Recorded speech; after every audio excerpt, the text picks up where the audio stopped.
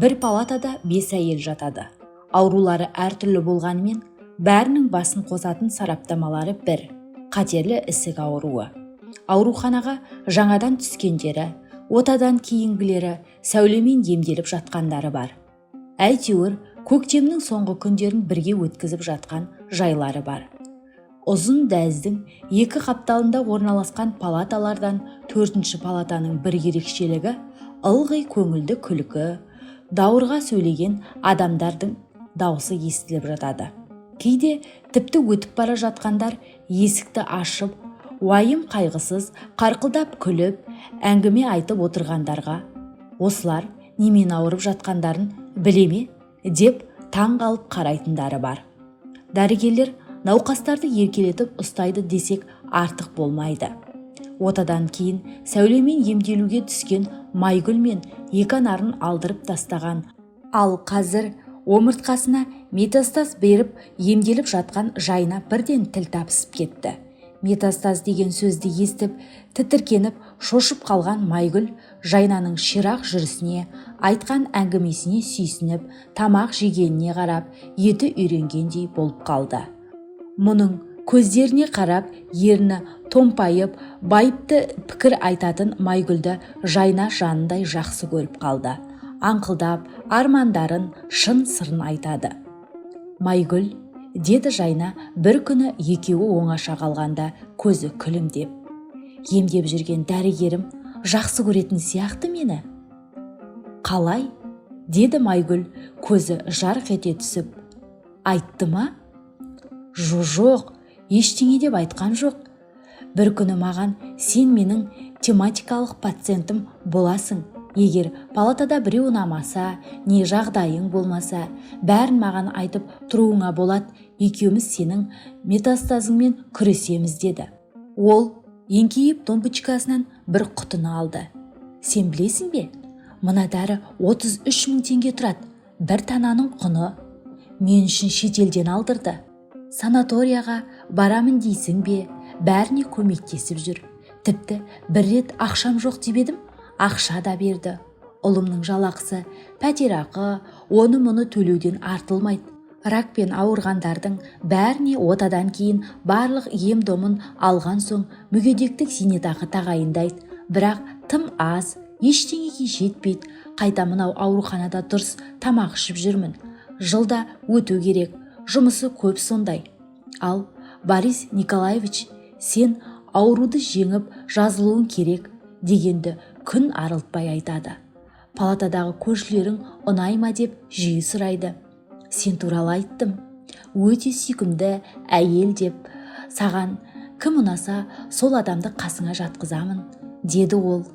Сені тематическая больная деп жаздырып қояйын ба? Деді көзі жәудіреп. Көп жыл жауапты қызмет атқарған Майгүл бәрін түсініп қойды. Сәулемен емделу бөлімінің бастығы жап-жас жігіт Борис Николаевич не кандидаттық, не докторлық жұмыс жазып, Жайнаның сырқатын әрі емдеп, әрі зерттеп жүр екен ғой. Ең бастысы, Жайна сол бір махаббатқа сеніп жүре беруі керек. Жазылып кетсе, бұл адамзатқа жасалған жақсылық болар еді деген ойлармен. Жоқ Жайна, керек жоқ. Сені емдеп шығарамын десе, Алла тағаланың өзі жар болсын. Сен жап-жассың, ауруды жеңуге күшің жетеді. Құлан таза жазылып кетуіңе мен де тілектеспін. Мен туралы ештеңе айтпай-ақ қой, жарай ма? Деді. Жарайды, онда, деді Жайна. Екеуі серуендеп келеміз деп аурухананың ауласына шықты. Тәжірибе жасайтын егеуқұйрықтарды көресің бе? Деді Жайна. Олардың күлімсік иісі мұрнына келгендей болып, іштей жақтырмай тұрса да Жайнаның көңілін қимай, жүр көрейік деді. Олар тордың ішінде жүр екен. Әртүрлі, бірінен бірі ұқсамайды. Біреу үлкен, біреу кішкентай, біреу орташа. Түстері де әртүрлі. Қараласы да, бірыңғай сұрысы да бар. Көздері жылтырап, бұларға қарап қалады. Сен жоқта ылғи осы жерге келіп қарап тұратынмын. Бізге қандай тамақ берсе, оларға да тура сондай тамақ береді. Бұларды да біз сияқты ауырады. Тура бізге салатын дәрілерді, бізді емдейтін сәулені осыларға да беріп жатыр. деді Жайна күлімсіреген Майгүлге қарап. Екі үлкен сұры егеу құйрық бар еді. Бір күн болды көрінбей қалды. Әй, өліп қалды-ау деймін, деді ол тор ішіндегі егеу құйрықтарды түгендеп. Сойып жатыр ғой деймін. Жүр, көрейік, бізді кіргізеді, деді. Жайна, таза ауада жүре тұрайықшы, деді Майгүл. Жарайды, деп Жайна келісе кетті. Көрші палатада жататын екі әйел екі үлкен еменнің жуан діңгегін құшақтап, күбір-күбір етіп, бет терісін басып тұр. Өмір берші, деп еменнен энергия аламыз деп жылап құшақтап тұр. Кеше екеуі ана көк шөптің үстінде жерден, көк шөптен энергия аламыз деп аунап жатқан. Біз де құшақтаймыз ба, деді Жайна. Қас қарайғанда шығайық, жарай ма? Ағаштан емес, өмірді Алладан сұрау керек шығар, деді Майгүл жас досына жымия қарап. Сонымен екеуі біраз жүріп ішке кірді. Палатадағылардың бәрі кешкі салқынмен аурухананың алдындағы көгалға шығып кетіпті. Бір күні олар шай ішіп отырғанда Қызылорданың тумасы Гаухар деген қыздың жағдайы күрт нашарлады. Майгүл орнынан ұшып тұрып, дәрігер шақырайын деп еді. Гаухар басын шайқап, қазір басылады, деді. Қайтып орнына отырған Майгүлдің қолын тас қылып ұстап алып, бүкіл денесі күзгі жапырақтай қалтырап діріл қақты. Біраздан кейін басылды. Майгүл оны сүйемелдеп төсегіне апарып жатқызып қойды. Біраз жатқаннан кейін қасына барып, қалай болып қалдың, деген қызға Гаухар әңгімесін айтты. Осы кезге дейін бір жерім ауырып көрмеген адам едім, деді Гаухар. Шешем қайтыс болып кетті. Әкем ертеректе дүние салған. Содан бері артымнан ерген іні сіңілдерімнің оқуы, жағдайы, киім кешегі, тойлары менің мойнымда. Солай жүріп тұрмысқа да шықпай қалдым. Кіші інім үйленетін болды. Бәрін ұйымдастырып, тойды ауылда өткізетін болдық. Бардық, той жақсы өтті. Үйге қайтып келе жатқаным есімде. Одан әрі ештеңені білмеймін. Сөйтсем, есіктен кіріппін де өз-өзімнен жұлып айғайлап, өмірімнің босқа өткендігін айтып, тоқтамай 2 сағат жылаппын. Содан қалтырап дірілдеп айғайлай беріппін. Бауырларым сасқалақтап жедел жәрдем шақырыпты. Дәрігерлер келіп тыныштандыратын дәрілер салып жатқызып қойыпты. Содан тексерілсем, басымда ісік бар екен. Сонымен осы жерден бір-ақ шықтым. Ота жасайтын шығар, деді. Майгүл Гаухарға қарап, Алла тағалам не деген тартымды қылып жаратқан осы қызды, деп ойладым. Тұрмысқа шықсаң, қандай әдемі балаларың болатын еді. Шіркін-ай, ауырмағаныңда әлі де кеш емес еді, деп ойлады. Гаухар таңғы сағат 6-да тұрып душқа түсіп келді. Майгүл, Гаухар, өте ыстық суға түспе. Ісіктің ысықтан ашыған нан сияқты өсіп кететінін білесің бе, деді. Дәрігер айтқан, бірақ сен айтқанда басқаша әсер етеді екен, деді күліп. Бір күні палатада екеуі қалғанда Гаухар, осы Жайна дәрігерге қылмыңдап, өзін біртүрлі ұстайды, білесің бе, деді. Майгүл мырс ете түсті. Гаухар, ісік Жайнаның омыртқасына метастаз беріпті. Бұл сұмдық. Қайта бұл жастықтың буымен бой бермей жүр. Дәрігер Жайнаның ауруын бір жағынан емдеп, бір жағынан зерттеп, ғылыми еңбек жазып жатыр. Метастаздың тоқтататын ем тапса, ракпен ауырғандардың бәріне жақсы болар еді. Тематическая больная дегенді білесің бе? Оған барлық жағдай жасайды. Соған байланысты қамқорлығын да аямайды. Сондықтан олардың қарым-қатынасын дұрыс түсінуіміз керек, деді. Мен жаман ойлап қалып едім, деді ол езу тартып. Жайнаның қайта солай ойлағаны жақсы. Өмір сүруге үміті оянады. Әбден жалғыздықтың азабын тартқан адам екенін сөйлескен сайын, араласқан сайын көзім анық жетіп келеді. Біреуге балаша еркелегісі келеді. Осы аз ғұмырында көп қиыншылықты бастан өткеріпті. 30 жасында 2 баламен жесір қалыпты. Тура полигонның түбінде ауылда тұрыпты, деді Майгүл көзі жасаурап. Сол күні Жайнаның денсаулығы сыр берді. Түн ішінде орнынан атып тұрып жылап жіберді. Не болды деп палатадағылар тегіс оянды. Мен шыдай алмаймын, деді ол айғайлап. Тынысым тарылды. Төсектері қатар тұратын Айнашқа қарап, туалет емес қой бұл саған. Ертең дәрігерден противогаз сұраймын, деді. Әйелдер жағдайды бірден түсінді.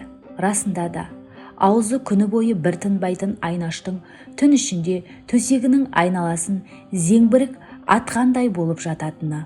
Әйелдер терезені ашып, желдетіп, Жайнаны жұбатып жатқызып қойды. Ертесіне Жайнаның ыстығы көтеріліп, басын көтере алмады. Қан қысымы да күрт көтеріліп кетті. Борис Николаевич Майгүлді шақырып алып, не жағдай болды деп сұрады.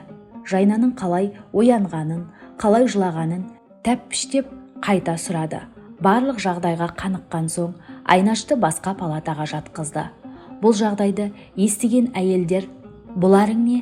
Бәріміз бірдей ауырып, қу жанымыз үшін осында жүрміз ғой.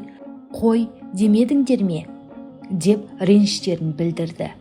Жайна, дәрігердің ерекше көңіл бөліп емдеп жүрген науқасы. Стресс, ыстық көтерілу, қан қысымы дегеннің бәрі қазір ем-домына қарсы әсер тигізуі мүмкін. Еканарын алып тастап, 26 рет химия алған. Енді метастазын сәулемен емдеп жатыр. Егер осыдан жазылып кетсе, үлкен жетістік болады. Сондықтан ештеңе айта алмаймыз, деді Майгүл. Сонымен олар тынышталғандай болды. Жайна басын көтеріп тәуір болып қалды. Денсаулықтың құрығаны осындайда білінеді. Көрдің бе, кеше Айнашқа ренжіп едім. Аяқ астынан жалпамнан түстім. Маған ренжуге, қатты қуануға, шаршауға, суық тигізуге, ыстыққа баруға болмайды. Сонда не болдым? Майгүл, айтшы, деді ол көзі жасаурап. Жалғыз сен емес, бәріміз солай. Қатерлі ісікпен ауырғанымызды білгендер бізді бұл дүниелік деп қарамайды. Уақытша жүрген байғұстар деп аяйды. Расында да, вне зоне тұрамыз ғой. Бізге орысша айтса, голод, холод, покой керек. Өте қатерлі дертпен арпалысып жатырмыз.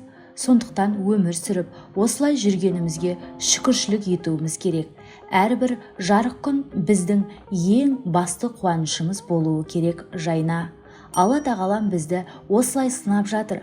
Маңдайымызға жазылған жазудан асып кете алмаймыз ғой. Не жазылса, сол болады, деді Майгүл. Рас айтасың, деді Жайна.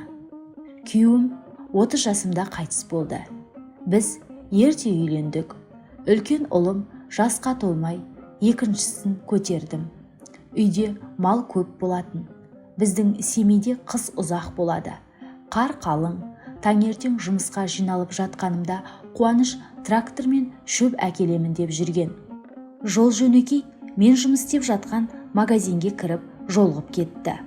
Айтқаны, қалқалай, кетіп барамын деді. Мен аман-есен барып кел дедім. Сол соңғы сөзіміз болды. Жұмыста болатынмын. Бригадир ағамыз бар еді. Сол келіп, дүкенді жап, үйге жүр, шана даяр тұр деді. Не болды аға? Ел шулайды ғой, дүкен жабық деп, десем, жүр шуламайды, бол тез, деп қоймады. Үйге келсем, ата енем аңырап отыр. Қуанышты оң жаққа салып қойыпты. Шөп түсіріп жатқанда құлап түсіп, жүрегі тоқтап қалыпты. Сонымен 2 баламен қалдым. Үлкенім мектеп бітірген соң жиған тергенімді алып Алматыға тартып кеткенмін. Заман өзгеріп, аумалы төкпелі кезең болып жатқанда Алматыда тұратын әпкем екеуміз арзан үй таптық. Сатып алып кірдік. Сол кісінің көмегімен бір фирмаға орналастым. Сөйтіп, артымнан аңдитын енемнен де, ауылдың өсегінен де құтылып, алматылық болып шыға келдім. Әпкемнің көйлектерін сұрап киіп аламын. Шашымды қидым, боядым, сыландым, нағыз қалалық болып шыға келдім. Онымен үлкен ұлым оқуға түсерде таныстым. Біздің жақтың кісісі деген соң көмек сұрайын, жағдайымды айтайын, танысайын, ақша сұраса берейін деп үйден қалған ақшаны да қалтама салып алғанмын. Ол мені жылы қабылдады, асықпай тыңдады. Балаларыңызды осы факультетке түскенін қалайсыз ғой, деді. Мен «Я» дегенше орнынан тұрып қасыма келді. Мені құшақтап аймалай бастады.